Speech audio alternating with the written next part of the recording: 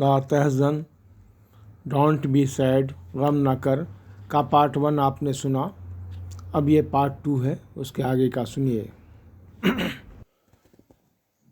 اب اس کے آگے کا سنیے پارٹ 2.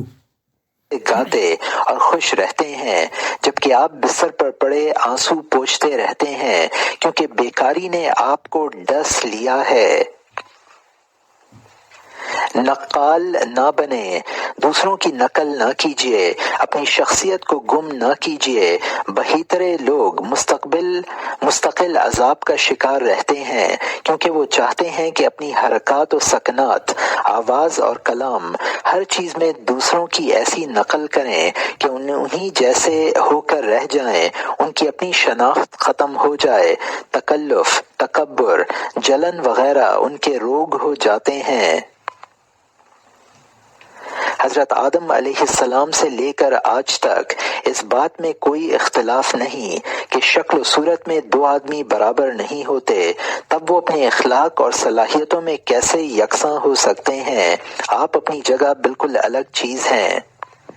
تاریخ میں آپ کا کوئی مثل نہیں، نہ دنیا میں آپ کا کوئی ہم شکل. آپ زید، عمر وغیرہ سے بالکل الگ ہیں، لہٰذا دوسروں کی تقلید و نقل کی کوشش کیوں کریں؟ اپنی حیت اور کردار کے مطابق چلیے. ہر آدمی اپنے مشرب کو جانتا ہے، ہر ایک کا اپنا قبلہ ہے جس کی طرف وہ رخ کرتا ہے. تب جیسے آپ ہیں ویسے ہی رہیں. آپ کو اپنی آواز، لہجہ اور چال ڈھال میں تبدیلی کی ضرورت نہیں ہے. وحی کی روشنی میں چلیں تاہم اپنے وجود کی نفی نہ کریں. آپ کا اپنا مزہ اور اپنا رنگ ہے. ہم آپ کو اسی رنگ ڈھنگ میں دیکھنا چاہتے ہیں کیونکہ یہ آپ کے لیے فطری ہے. اسی پر ہم آپ کو جانتے ہیں، لہٰذا آپ نقال نہ بنیں. انسانوں کی طبع عالم نباتات جیسی ہیں، کھٹے بھی ہیں، میٹھے بھی، لمبے بھی، پست قد بھی. ایسے ہی انہیں رہنا بھی چاہیے. تو جو کیلا ہے وہ ناشپاتی کیوں بنے؟ اس کا جمال اور قیمت تو کیلے پن میں ہے. ہماری زبانوں، رنگوں، صلاحیتوں اور طاقتوں کا اختلاف تو اللہ تعالی کی نشانیوں میں سے ہے. ہمیں اس کی نشانیوں کا انکار نہ کرنا چاہیے. قضاء و قدر کو مانے بغیر چارہ نہیں. تمہیں زمین میں یا تمہارے نفسوں میں جو بھی تکلیف پہنچتی ہے وہ تمہاری پیدائش سے پہلے ہی ایک ریکارڈ میں درج کر لی گئی ہے. اور یہ قرآن میں ہے. قلم سوکھ چکا، صحیفے اٹھا لیے گئے، معاملہ طے پا گیا، تقدیر لکھی جا چکی. وہی ہمیں پہنچتا ہے جو ہمارے لیے لکھا جا چکا، اور جو ہمارے ساتھ ہوا وہ ٹلنے والا نہ تھا. جس سے ہم بچ گئے وہ ہمیں لاحق ہونے والا نہ تھا. جب یہ عقیدہ آپ کے دل میں اچھی طرح بیٹھ جائے تو تکلیف عطیہ اور مصیبت انعام بن جائے. جو گزرے اسے آپ اچھا سمجھیں. اللہ جس کے ساتھ خیر چاہتا ہے اسے اس میں حصہ ملتا ہے. اب جو بھی آپ کو تکلیف پہنچے، بیماری لاحق ہو، کوئی عزیز مر جائے، مالی نقصان ہو جائے، گھر جل جائے، تو سمجھ لیں کہ اللہ نے یہی مقدر میں لکھا تھا. لکھا کب مٹے کلک تقدیر کا. اس میں سارا اختیار صرف خدا کے ہاتھ میں ہے. ہاں، صبر کرنے پر اجر ملے گا. اس کا انکار کفر ہے.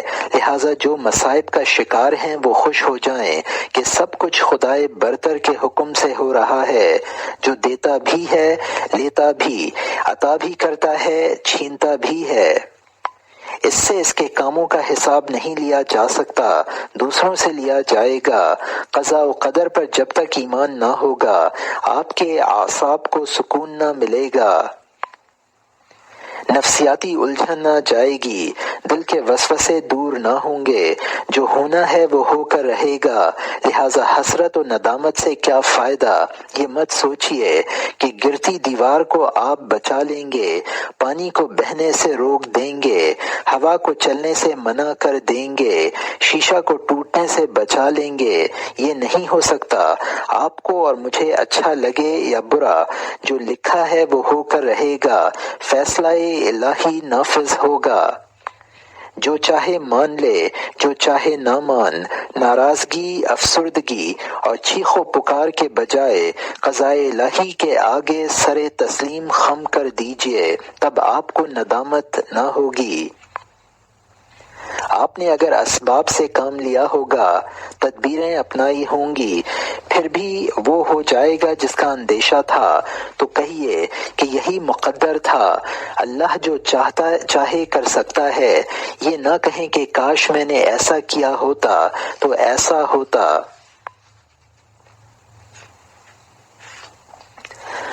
عسر کے ساتھ یسر ہے۔ اے انسان، بھوک کے بعد شکم سیری، پیاس کے بعد سیرابی، جاگنے کے بعد نیند، مرض کے بعد صحت ہے۔ گم کردہ منزل پائے گا، مشقت اٹھانے والا آسانی حاصل کر لے گا، اندھیرے چھٹ جائیں گے۔ قریب ہے کہ اللہ اپنی فتح یا اور کسی بات کو لے آئے۔ رات کو بشارت دو صبح صادق کی، جو اس کو پہاڑوں کی طرف دھکیل دے گی، وادیوں کی طرف بھگا دے گی۔ غمزدہ کو بشارت اور روشنی کی طرح تیزی سے آنے والی آسانی کی۔ مصیبت زدہ کو مژدہ سنا دو، مخفی لطف و کرم اور مہربان ہاتھوں کا۔ جب آپ دیکھیں کہ صحرا دراز سے درازتر ہوتا جاتا ہے تو جان لیں کہ اس کے بعد سرسبز و شاداب نخلستان ہے۔ رسی لمبی پہ لمبی ہوتی جاتی ہے تو یاد رکھیے کہ جلد ہی وہ ٹوٹ جائے گی۔ آنسو کے ساتھ مسکراہٹ ہے، خوف کے بعد امن، گھبراہٹ کے بعد سکون۔ آگ نے ابراہیم خلیل اللہ کو نہیں جلایا، کیونکہ حکم ربانی سے وہ ابراہیم علیہ السلام کے لیے ٹھنڈک اور سلامتی بن گئی۔ موسیٰ نے موسیٰ کلیم اللہ علیہ السلام کو، سمندر نے موسیٰ کلیم اللہ علیہ السلام کو نہیں ڈبویا، کیونکہ اس نے بلند اور سچی آواز میں کہا کہ نہیں، میرا رب میرے ساتھ ہے اور مجھے راستہ دکھلائے گا۔ حضرت محمد صلی اللہ علیہ وسلم نے یار غار کو ڈھارس بندھائی کہ ہمارے ساتھ اللہ ہے، لہٰذا امن و سکینت اور نصرت حاصل ہوئی۔ موجودہ برے حالات کے شکار، مایوس کن صورتحال کے گرفتار صرف تنگی، عبرت اور بدبختی ہی کا احساس کرتے ہیں۔ ان کی نظر کمرے کی دیوار اور دروازے تک ہوتی ہے، اس کے آگے ان کی رسائی نہیں۔ کاش وہ پردے کے پیچھے بھی دیکھتے، ان کی فکر اور رائے بس دیوار تک پہنچ پاتی۔ لہٰذا تنگ دل نہ ہوں، ہمیشہ یکساں حالت نہیں رہے گی۔ بہترین عبادت اللہ کی رحمت اور آسانی کا انتظار ہے۔ زمانہ الٹتا پلٹتا ہے، گردش دوراں جاری رہتی ہے، غیب مستور ہے اور مدبر عالم کی ہر روز نئی شان ہوتی ہے۔ امید ہے کہ اللہ اس کے بعد کوئی معاملہ پیدا کرے گا۔ عسر کے ساتھ یسر ہے، یعنی تنگی کے بعد آسانی ہے۔ لیمون سے شربت میٹھا بنائیے، لیمون سے میٹھا شربت بنائیے۔ ذہین و ہوشیار نقصان کو فائدے میں بدل دیتا ہے، جبکہ جاہل غبی ایک مصیبت کو دو آفتیں بنا دیتا ہے۔ رسول اکرم مکہ سے نکالے گئے تو آپ صلی اللہ علیہ وسلم نے مدینے میں مملکت قائم فرما دی کہ جس نے آج تک تاریخ کو انگشت بدنداں کر رکھا ہے۔ احمد بن حنبل رحمۃ اللہ علیہ کو جیل میں ڈالا گیا، کوڑے لگائے گئے تو وہ اہل سنت کے امام بن گئے۔ ابن تیمیہ گرفتار کیے گئے، جیل سے جب چھوٹے تو ان کے ساتھ زبردست علم تھا۔ سرخسی کو اندھے کنویں میں بند کر دیا گیا تو وہ 2 جلدوں میں فقہ کی کتاب لکھ دی۔ ابن الاسیر رحمۃ اللہ علیہ کو گھر میں بٹھا دیا گیا تو انہوں نے جامع الاصول اور النہایہ لکھیں، جو علم حدیث کی بہترین و مفید ترین کتابیں ہیں۔ ابن الجوزی رحمۃ اللہ علیہ کو بغداد سے نکال دیا گیا تو انہوں نے قرأت 7 کی تجوید تیار کر دی۔ مالک ابن ریب کو بخار چڑھا جو ان کا مرض الموت ثابت ہوا تو اس نے وہ زبردست قصیدہ لکھا جو عباسی شعراء کے پورے دیوانوں کی برابری کرتا ہے۔ ابو ذئیب الحزلی کے بیٹے مر گئے تو اس نے ان کا وہ شاہکار مرثیہ کہا کہ ایک زمانہ مبہوت ہو کر سنتا رہ گیا، لوگ حیران رہ گئے، تاریخ نے داد دی، لہٰذا کوئی آفت آئے تو اس کا روشن پہلو دیکھیے، کوئی آپ کو لیموں کی پیالی دے تو اس میں تھوڑی سی شکر ڈال کر شربت بنا لیجئے، کوئی آپ کو مردہ سانپ دے اس کی قیمتی کھال لے کر بقیہ کو پھینک دیجئے، بچھو جسے کاٹ کھاتا ہے اس پر سانپ کا زہر اثر نہیں کرتا، کیسے بھی سخت حالات ہوں آپ کو ان کے مطابق ڈھال لیجئے، اپنے کو ان کے مطابق ڈھالیے کہ آپ کو پھول ہی پھول حاصل ہوں۔ قرآن میں ہے، بہت ممکن ہے کہ تمہیں کوئی چیز ناپسند ہو اور وہ تمہارے لیے اچھی ہو۔ سورہ نمبر 2 آیت نمبر 216۔ فرانس کے مشہور انقلاب سے پہلے ملک کے 2 بہترین شاعروں کو قید کر دیا گیا، ان میں ایک نیک شگون دیکھتا تھا اور دوسرا منفی رخ۔ ایک دن دونوں نے کھڑکی میں سے جھانک کر دیکھا، مثبت رخ والے ستارے دیکھ کر ہنس پڑا، منفی نقطہ نظر کے حامل نے پاس کی سڑک پر گرد و غبار اڑتے دیکھا، اسے رونا آ گیا۔ زندگی کے 2 نقطہ نظروں میں اتنا بڑا فرق ہے۔ واقعہ یہ ہے کہ دنیا میں محض شر ہی شر نہیں ہوتا، اس لیے ہر مصیبت میں خیر کا پہلو بھی ڈھونڈیے۔ پریشان حال کی پکار کون سنتا ہے؟ کون ہے جسے پریشان حال پکارے اور مصیبت زدہ فریاد کرے؟ کائنات اس کی طرف جھکے، ساری مخلوق جس سے مانگے، زبانوں پر اس کا ذکر ہو، دلوں میں وہ گھر کرے، وہ اللہ اور صرف اللہ ہے۔ ہم پر آپ سب پر فرض ہے کہ آسانی اور ترشی، سختی اور تنگی میں اسے پکاریں، اسی کے سامنے گڑ گڑائیں، اسی کا وسیلہ چاہیں، اسی کی چوکھٹ پر سر جھکائیں، روئیں مانگیں، اسی کے ہو جائیں، اس وقت اس کی مدد آئے گی، نصرت کے دروازے کھلیں گے۔ قرآن میں ہے، اس کے علاوہ کون ہے جو مصیبت زدہ کی پکار سنے؟ سورہ نمبر 27 آیت نمبر 62۔ ڈوبتے کو بچائے، غائب کو لوٹائے، مبتلا کو نجات دے، مظلوم کی مدد کرے، گمراہ کو ہدایت دے، مریض کو شفا دے، مظلوم کو آسانی فراہم کرے۔ قرآن میں ہے، جب وہ کشتی میں سوار ہوتے ہیں تو اللہ کو پکارتے ہیں، اطاعت کو اس کے لیے خالص کرتے ہوئے۔ سورہ نمبر 29 آیت نمبر 65۔ یہاں میں وہ دعائیں تو نہیں دہراؤں گا جن میں حزن و ملال اور فکر و غم کو دور کرنے کی دعا کی گئی ہے، حدیث کی کتابوں میں وہ آپ کو ملیں گی۔ آپ خدا سے بات کریں، اس سے سرگوشی کریں، اس سے دعا کریں، اسے پکاریں، اس سے امید کریں، اسے آپ پا جائیں تو ہر چیز کو پا جائیں گے۔ اس پر ایمان میں کمزوری آئے تو سمجھو کہ ہر چیز کھو گئی۔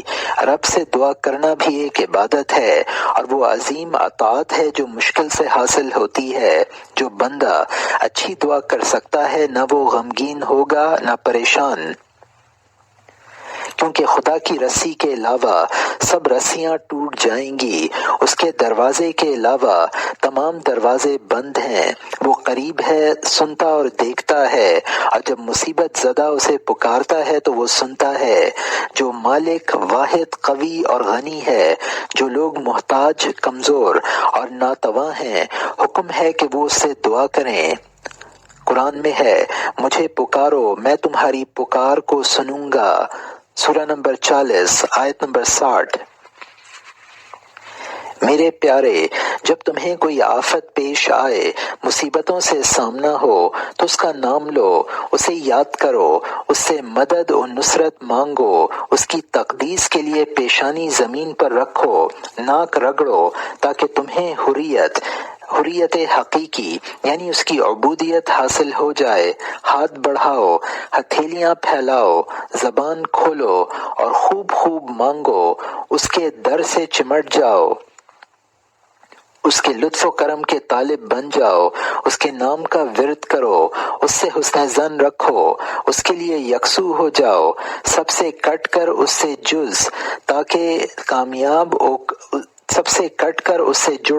تاکہ کامیاب و کامران ہو جاؤ۔ گھر میں رہا کریں، یہ مشروع اور مسنون ہے کہ اہل شر، بیکار، فضول، آوارہ اور ناکارہ لوگوں سے دور رہ کر آپ گھر میں گوشہ نشین رہیں۔ اس صورت میں آپ کو قلبی اطمینان اور روحانی سکون ملے گا، آپ کا ذہن تیز گام کرے گا، آپ کی معلومات بڑھیں گی، آپ کا ذہن تیز کام کرے گا، آپ کی معلومات بڑھیں گی۔ خیر و طاعت کے کاموں سے روکنے والی مشغولیات سے دور رہنا ایک ایسی دوا ہے جس کو اہل دل نے استعمال کیا ہے اور کامیابی حاصل کی ہے۔ یہی میں آپ سے کہنا چاہتا ہوں کہ برائی، لغویات اور گنواروں سے الگ رہیں تو عقل بڑھے گی، عزت کی حفاظت ہوگی، خدا سے لو لگانے کا موقع ملے گا۔ وہ جگہیں جہاں جمع ہونا اور لوگوں سے بات چیت اچھی سمجھی جاتی ہے، وہ نمازیں، جماعت و جمعہ، علم کی مجلسیں اور خیر پر تعاون کے مواقع ہیں۔ کاہلی اور بیکاری کی جگہوں سے دور رہیں، اپنی کھال بچائیے، اپنی خطا پر روئیے، اپنی زبان پر قابو رکھیں اور گھر میں بیٹھیں۔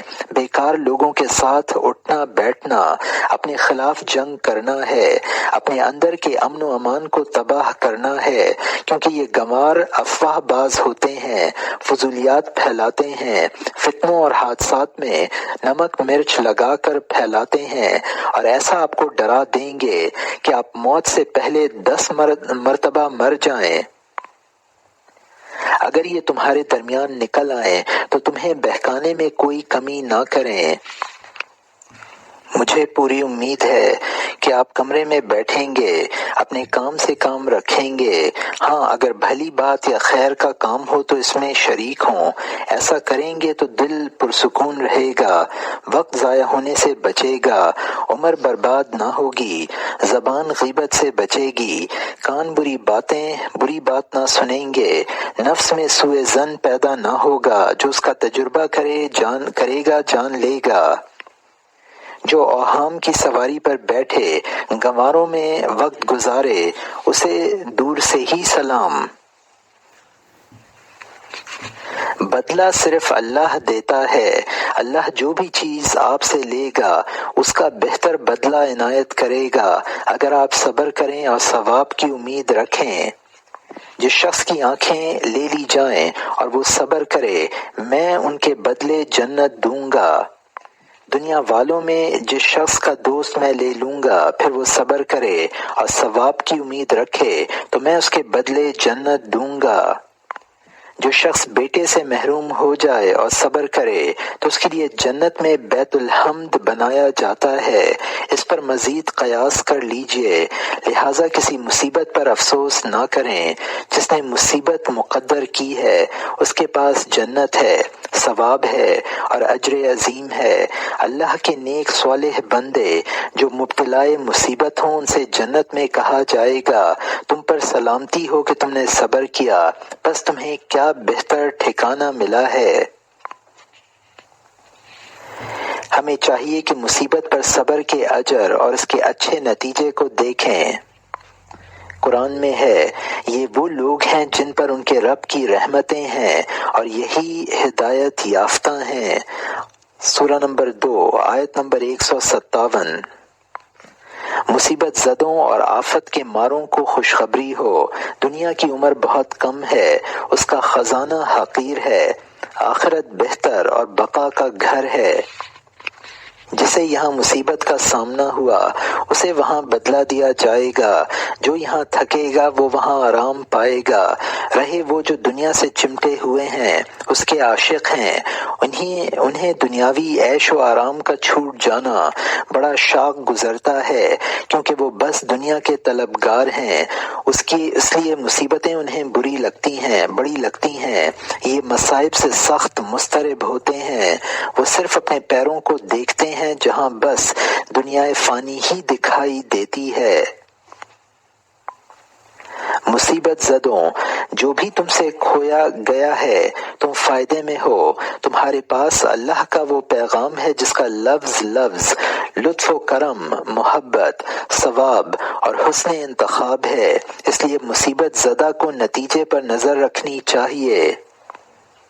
قرآن میں ہے، ان کے بیچ ایک دیوار اٹھا دی گئی ہے جس میں ایک دروازہ ہے، اس کا اندرون رحمت ہے اور ظاہر کی طرف عذاب ہے۔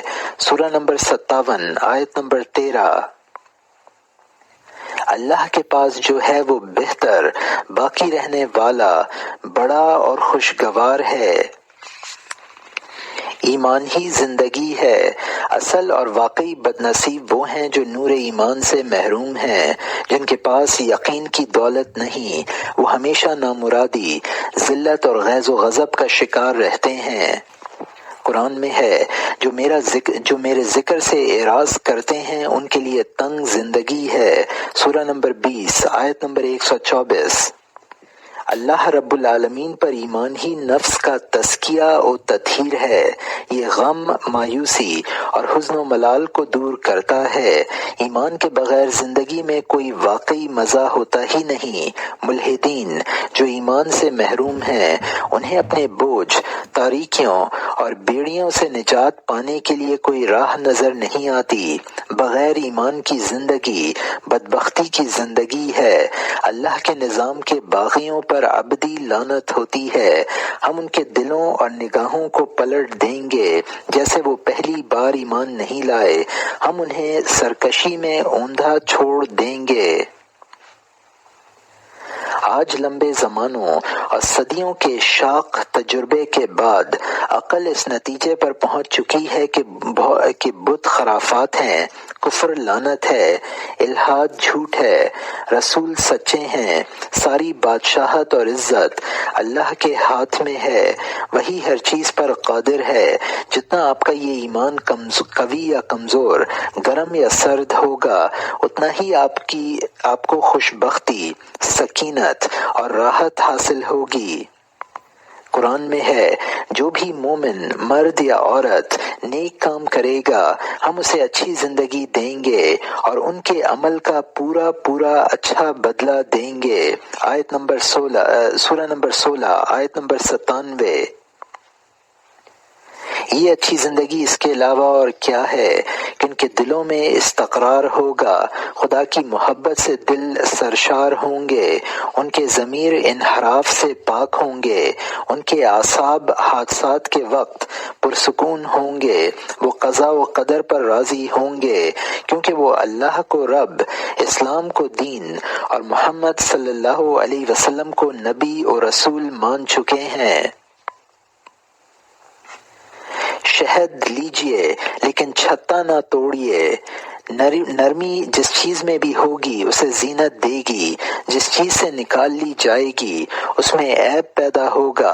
گفتگو میں نرمی، چہرے پر مسکراہٹ، گفتگو کے وقت اچھی بات، یہ وہ بہترین اوصاف ہیں جو خوش نصیبوں کے حصے میں آتے ہیں۔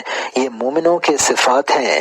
ان کی مثال ایسی ہے جیسے شہد کی مکھی پاک چیزیں کھا کر پاک چیز بناتی ہے، وہ پھول پر بیٹھتی ہے لیکن اسے توڑتی نہیں۔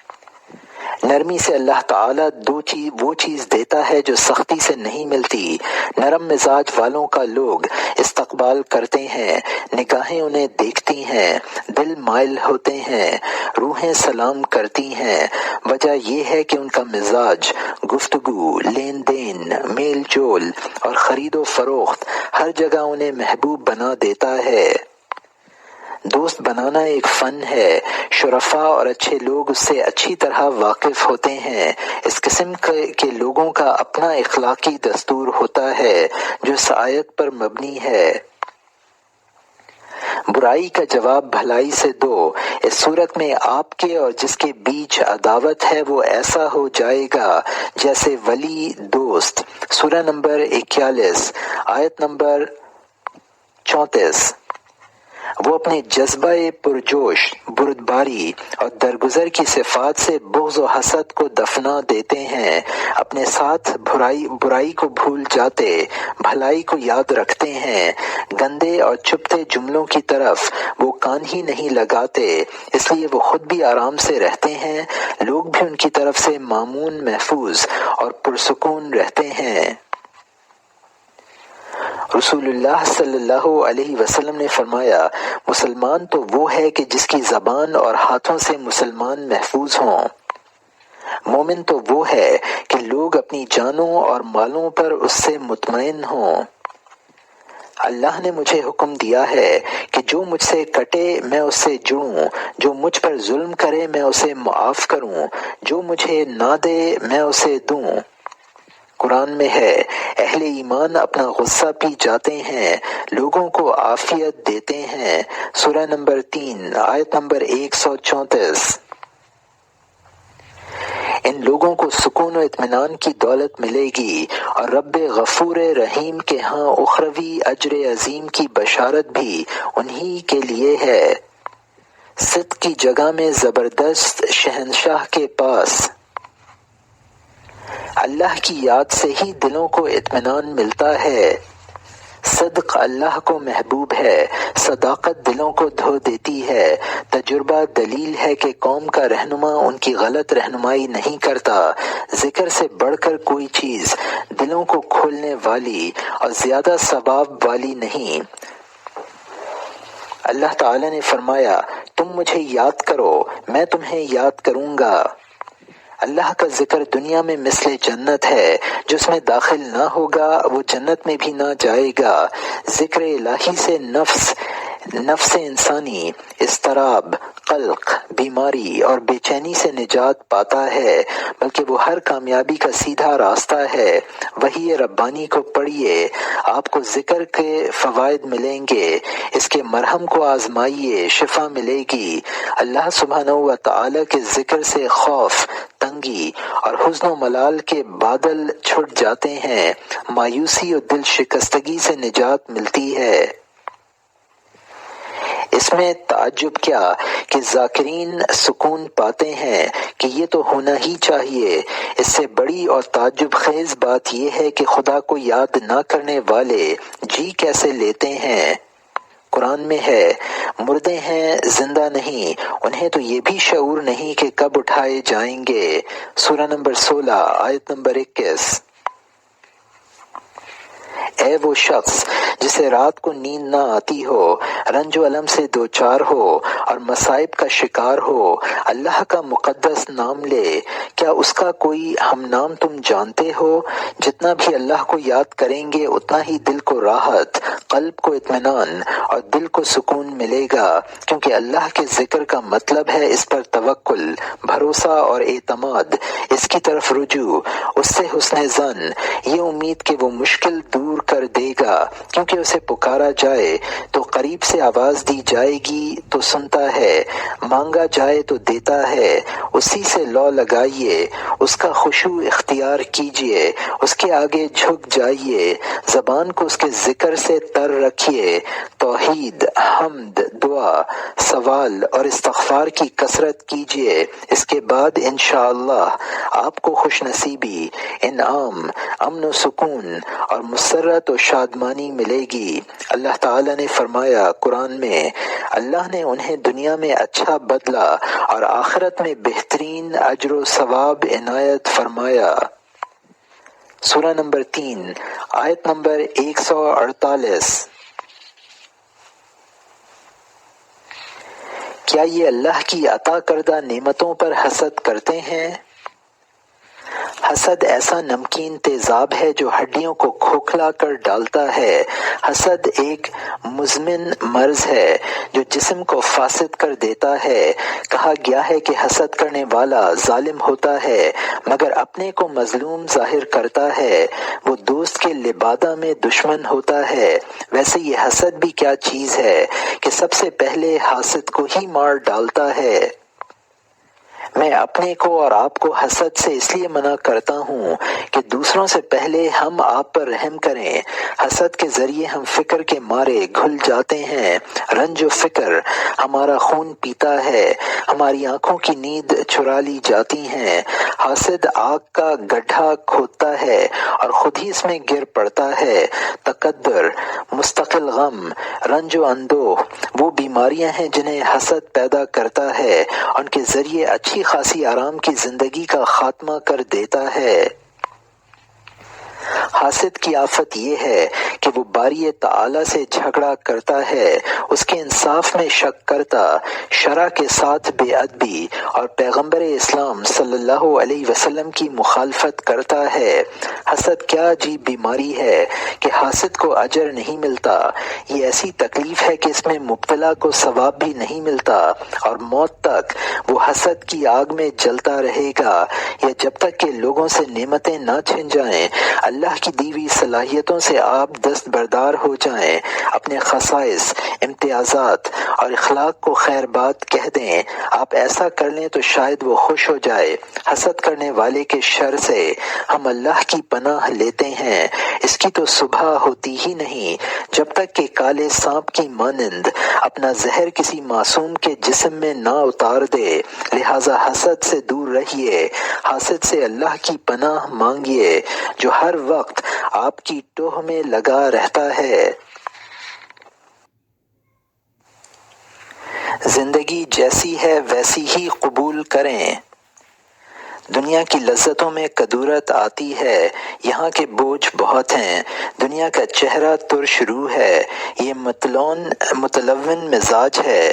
یہاں آدمی مستقل حادثوں اور المیوں سے دوچار رہتا ہے۔